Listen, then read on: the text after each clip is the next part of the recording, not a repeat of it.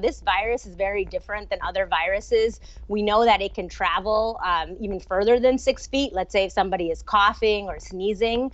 And then on top of that, we know it can linger in the air. So you might find an open patch of grass, but again, I wouldn't sit around there without a mask because you don't know who's passed through before you.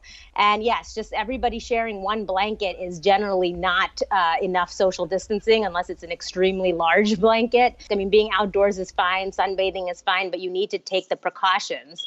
The other thing I've noticed, not necessarily in those pictures, is that people aren't wearing face coverings and masks correctly. So I just want to note that it really needs to cover your nose and your mouth. I've been seeing a lot of people wearing it under their nose or under their mouth, or I know it's uncomfortable, but then it really defeats the purpose of it if you're not covering both your nose and mouth. The virus is still there. It's still as dangerous. We don't have a vaccine or a solidified good treatment yet. So unfortunately, I think people are letting their guard down too soon.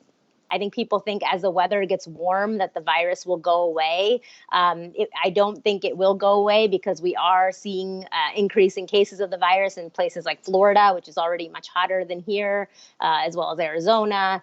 And again, I like to point to, Tom Hanks's case. He was in Australia and it was summertime there. So I really don't want people to think, oh, it's warm outside, it's sunny, there's not going to be a virus around. Unfortunately, we're all still at risk.